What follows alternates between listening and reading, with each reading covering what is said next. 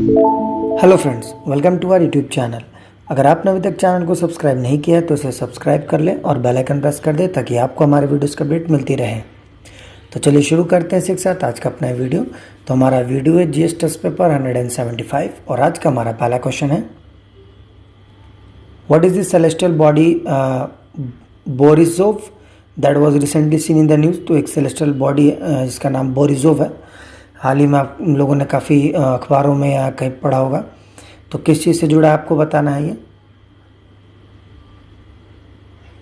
तो इसका सही आंसर है A, it is a interstellar comet. ये एक इंटरस्टेलर कॉमेट है। कहने का मतलब कि कॉमेट उसको बोलते हैं जो कि आइसी ऑब्जेक्ट होता है। ये सूर्य की रोशनी जहाँ ख़त्म हो जाती है उसके बाद जो पार्ट है उसको इंटरस्टेलर बोलते हैं। तो वहाँ से जो ऑब्जेक्ट्स आते हैं उनको कॉमेट बोलते हैं। तो चलिए बढ़ते हैं इसी के साथ अपने अगले क्वेश्चन की तरफ। Question number 2, consider the following statements with reference to Shravanabelagola which has been recently seen in the news. तो काफ़ी आप लोगों ने आजकल खबरों में एक शब्द सुना होगा काफ़ी, श्रवणबेलगोला। तो इसके संदर्भ में 3 स्टेटमेंट है, आपको बताना है कौन सा सही है। It is home to the world's largest monolithic statue. तो ये विश्व के सबसे बड़ी एक मोनोलिथिक स्टैचू है, यानी कि एक ही पत्थर से बना है, सबसे बड़ा। सेकंड है, it is an important Lingayat pilgrimage centre, यानी जो लिंगायत है जो शिव जी की पूजा करते हैं, तो एक सेक्ट है उसमें लिंगायत जिनको बोलते हैं, तो उनका एक ये धार्मिक स्थल है। थर्ड है, it came into prominence under the Pallava dynasty, यानी जो ये श्रवणबेलगोला है ये पल्लवा डायनेस्टी के टाइम में बना था। तो आपको बताना है इनमें से कौन सा स्टेटमेंट सही है। तो इसका सही आंसर है ए, 1 ओनली से पहला सही है, सेकंड गलत है।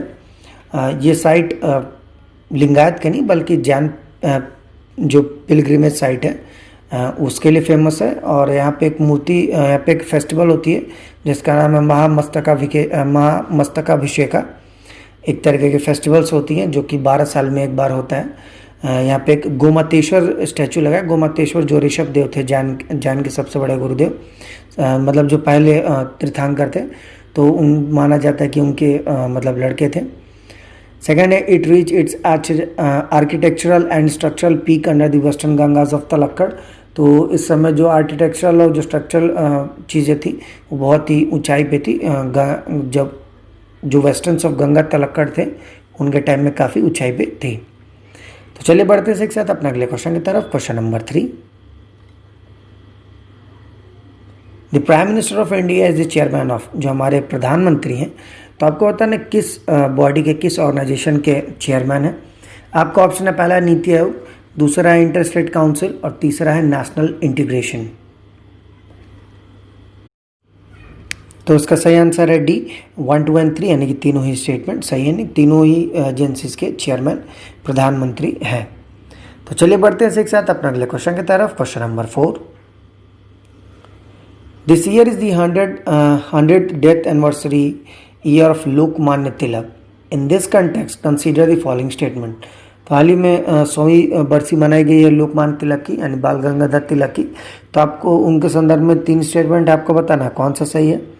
पहला है, Bal Gangadhar Tilak coined the famous slogan swaraj is my birthright and I shall have it during the Swadeshi movement. तो बाल गंगाधर तिलक ने एक बहुत ही प्रचलित स्लोगन बोला था, एक नारा दिया था जिसमें था कि Swaraj is my birthright and I shall have it, और ये नारा इन्होंने स्वदेशी मूवमेंट के समय में दिया था। सेकंड है, he helped in establishing new English schools in Pune.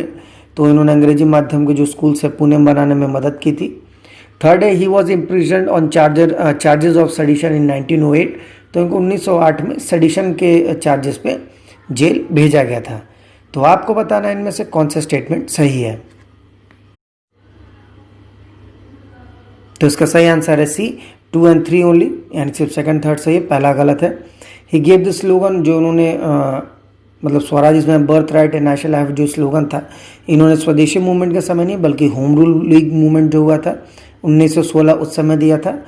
और इनको फादर ऑफ इंडियन अनरेस्ट भी बोलते हैं, क्योंकि ये ज़्यादातर जब 20th सेंचुरी स्टार्ट हुई तो ज़्यादातर ये जेल में ही रहते थे, तो इसलिए इनको ये कहा गया था। तो चलिए बढ़ते हैं एक साथ अपने अगले क्वेश्चन की तरफ। Question number 5, consider the following statement. दो स्टेटमेंट है, आपको बताना है कौन सा सही है। पहला है the sustainable development goal were first proposed in 1927 by a global think tank called the club of Rome. तो जो सस्टेनेबल डेवलपमेंट गोल है यानी सतत विकास के जो लक्ष्य हैं, इसको 1927 में एक ग्लोबल थिंक टैंक था क्लब ऑफ रोम, उसके द्वारा फॉर्म किया गया था। सेकंड है the sustainable development goal have to be achieve by 2030। तो जो सतत विकास के लक्ष्य हैं, इसको 2030 तक अचीव करने का यानी हासिल करने का रखा गया है। तो आपको बताना है इनमें से कौन सा स्टेटमेंट सही है। तो इसका सही आंसर है बी, 2 ओनली, सिर्फ सेकंड सही है। जो क्लब ऑफ रोम है ये एक ग्लोबल थिंक टैंक है, जिसको 1972 में बनाया गया था। एक बुक थी लिमिट्स टू ग्रोथ करके, जिसमें सस्टेनेबिलिटी की बात की गई थी, जिसमें लेकिन इसमें जो सस्टेनेबल डेवलपमेंट का गोल है इसको प्रपोज नहीं किया गया था। कहने वाला सिर्फ सस्टेनेबिलिटी जो वर्ड है, जो एक सतत विकास की बात करते हैं हम, तो जो सतत है उस शब्द को इस क्लब ऑफ रोम में सबसे पहली बार इस्तेमाल किया गया था, लेकिन सतत विकास के जो लक्ष्य हैं इनको इसमें तय नहीं किया गया था। तो चलिए बढ़ते हैं एक साथ अपने अगले क्वेश्चन की तरफ। Question number 6, with reference to the United Nations Human Rights Council UNHRC consider the following statement। तो UNHRC के संदर्भ में दो स्टेटमेंट है, आपको बताना है कौन सा सही है। पहला है the human right council prosecute individual for committing crimes like genocides. यानी जो ह्यूमन राइट काउंसिल है, यानी कि हमारा जो मतलब यूनाइटेड नेशन का ह्यूमन राइट काउंसिल है, तो ये इंडिविजुअल को, किसी अकेले व्यक्ति को किसी प्रकार के जेनोसाइड यानी कि नरसंहार के लिए मतलब उसके ऊपर केसेस मतलब चलाता है, बेसिकली उनके ऊपर डिसीजन देता है। सेकंड है the council is made up of 47 UN member states which are elected by the UNGA. तो जो काउंसिल हमारा यूएनएचआरसी, इसको जो 47 यूएन मेंबर है यूएन स्टेट्स के, उनके वो चुने जाते हैं यूनाइटेड नेशन जनरल असेंबली द्वारा। तो आपको बताना इनमें से कौन सा स्टेटमेंट सही है। तो इसका सही आंसर है बी, 2 ओनली, सिर्फ सेकंड सही है। The ICC has jurisdiction to prosecute individual for the international crimes of genocide. तो जो नरसंहार होता है इसके लिए कोई भी जिम्मेदार है, उसका जो भी प्रोसिक्यूशन है यानी जो भी केसेस चलने हैं वो आईसीसी चलाता है, ना कि यूएनएचआरसी। तो चलिए बढ़ते हैं इसी के साथ अपने अगले क्वेश्चन की तरफ। Question number 7, With reference to the special drawing rights SDR, consider the following statement। SDR के संदर्भ में 3 स्टेटमेंट है, आपको बताना है कौन सा सही है। पहला है it is an international type of monetary reserve currency created by the world bank. तो एक तरीके का विश्व स्तरीय मॉनेटरी रिजर्व करेंसी है जहाँ पैसों को जमा किया जाता है, और इसको बनाया है वर्ल्ड बैंक ने। सेकंड है it is calculated as weighted sum of a value in dollar of all the currencies in the world. तो जो इसका एक तरीके मतलब कह सकते हैं जो वेट करने का तरीका है, यानी कितनी करेंसी रखी जाएगी, तो डॉलर के फॉर्म में की जाती है वर्ल्ड में, मतलब जो भी वैल्यू चल रही है डॉलर की उस बेसिस पे। थर्ड है presently it is valued in terms of gold, but अभी करंट में इसका जो भी वैल्यू होता है वो डॉलर नहीं बल्कि गोल्ड यानी सोने के तौर पे किया जा रहा है। तो आपको बताना इनमें से कौन सा स्टेटमेंट सही है। तो इसका सही आंसर है डी, नन, यानी कि इसमें से कोई सही नहीं है। इसका जो एसडीआर आप सबको पता है special drawing right world bank नहीं बल्कि आईएमएफ यानी कि इंटरनेशनल मॉनेटरी फंड करती है, और इसका कोई वेटेड सम डॉलर में या गोल्ड्स में नहीं होता है, सब अपने अपने करेंसीज डिपॉजिट करते हैं। And in case of loan या किसी तरीके की ज़रूरत होती है किसी अदर करेंसी की, कोई भी चीज़ अगर लोन ले रखी है तो उसको पे ऑफ के लिए, तो वो लोग इस स्पेशल ड्रॉइंग राइट्स का मतलब ये होता है कि आपके पास एक विशेष अधिकार है पैसे लेने के, तो ये वहाँ से पैसे लिए जाते हैं। तो चलिए बढ़ते हैं एक साथ अपने अगले क्वेश्चन की तरफ। Question number 8, with reference to the cultural history of India consider the following statement. तो जो हमारा कल्चरल हिस्ट्री इंडिया का, उसके संदर्भ में 4 स्टेटमेंट आपको बताना कौन सा सही है। पहला है most of the Thyagaraja kritis are devotional songs in the praise of lord Krishna. तो जो त्यागराजा है तो उनके जितने भी कीर्तन से गाने हैं मतलब डिवोशनल सॉन्ग्स हैं, मतलब भगवान से जुड़े हुए, तो वो कृष्ण के नाम से हैं। सेकंड है Tyagaraja created several new ragas. तो त्यागराजा ने नए नए रागास के भी क्रिएशन किया था। थर्ड है अन्नमाचार्य एंड त्यागराजा आर कंटेम्प्रोरीज। तो अन्नमाचार्य जो त्यागराजा है मतलब दोनों एक ही समय एक ही काल में थे। फोर्थ है Annamacharya kirtanas are devotional song in the praise of lord Venkateswara. तो जो अन्नमाचार्य हैं तो इनके जितने भी कीर्तन से जो भी गाने हैं भगवान से जुड़े तो वो लॉर्ड वेंकटेश्वरा से जुड़ा हुआ है। तो आपको बताना है इनमें से कौन सा स्टेटमेंट सही है।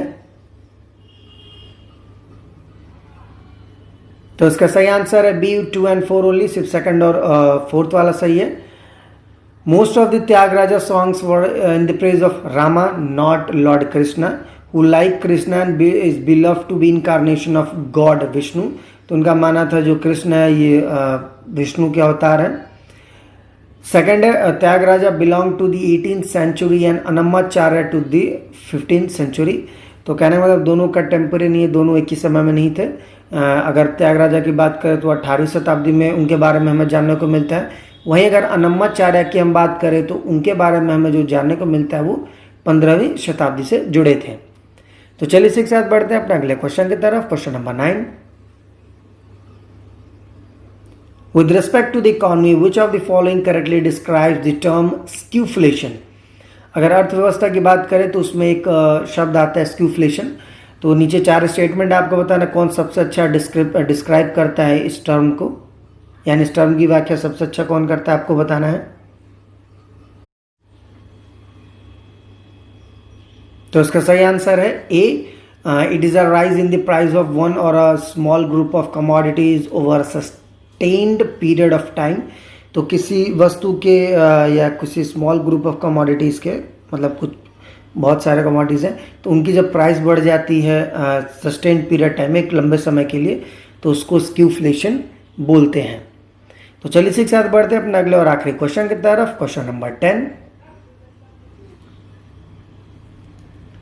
Which of the following statement is regarding coastal plains of India is or are correct?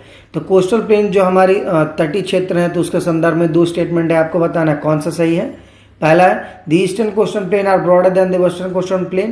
कहने का मतलब जो हमारी पूर्वी कोस्टल प्लेन है तटीय क्षेत्र है वो वेस्ट से यानी कि पश्चिम तटीय क्षेत्र से चौड़े हैं काफी। सेकंड है the western coastal plain have more natural ports than the eastern coastal plains. कहने मतलब जो पश्चिमी तटीय क्षेत्र हैं उनके पास नेचुरल पोर्ट्स यानी वो पोर्ट्स जो नेचुरली बने हैं उनको बनाया नहीं गया किसी मतलब मशीन से या किसी की मदद से। तो कहने मतलब कि पश्चिम में ज़्यादा है और पूरब में कम है। तो आपको बताना है इनमें से कौन सा statement coastal planes of India के संदर्भ में सही है। तो इसका सही आंसर है सी बोथ 1 and 2 यानी कि दोनों ही स्टेटमेंट सही है। तो फ्रेंड्स इसी के साथ आज का हमारा वीडियो समाप्त होता है। जाने से पहले हम आपको हमारा लास्ट वीडियो यानी जीएस टेस्ट पेपर जो 174 था हमारा तो उसका जो क्वेश्चन ऑफ द डे था वो आपको आंसर बता देते हैं। तो जो हमारा क्वेश्चन ऑफ द डे था, with respect to the geography dolines and poljes are. तो डोलाइन और पोल्जेस क्या थे आपको बताना है। तो इसका सही आंसर है ए, लाइमस्टोन एंड चाक लैंडफॉर्म्स। तो इनको डोलाइन्स और पोल्जेस बोलते हैं। तो चलिए इसी के साथ बढ़ते हैं। इसी के साथ जाने से पहले आज का यानी जीएस टेस्ट पेपर 175 का जो क्वेश्चन ऑफ द डे है वो आपको बता देते हैं। तो आज का हमारा क्वेश्चन ऑफ द डे है which of the following measures can not be use to reduce inflation. यानी इनमें से कौन सा ऐसा मेजर है, कौन सा ऐसी तरीके हैं जिनका हम इस्तेमाल नहीं करते हैं इन्फ्लेशन को कम करने के लिए। आपके ऑप्शन है पहला है इंक्रीजिंग कैश रिजर्व रेशियो यानी सीआरआर बढ़ा के। सेकंड है इंक्रीजिंग स्टैट्यूटरी लिक्विड रेशियो यानी एसएलआर बढ़ा के। थर्ड है रिड्यूसिंग रेपो रेट और फोर्थ है रिड्यूसिंग रिवर्स रेपो रेट। तो फ्रेंड्स इसी के साथ आज का हमारा वीडियो समाप्त होता है। जाने से पहले अगर आपको हमारा वीडियो अच्छा लगा हो तो इसे लाइक करें, शेयर करें और हमारे चैनल को जरूर सब्सक्राइब करें। साथ ही आप हमें नीचे कमेंट बॉक्स में हमारे क्वेश्चन ऑफ द डे का आंसर जरूर दें। तब तक के लिए मिलते हैं आपसे अगले वीडियो में। Thank you for watching and bye bye.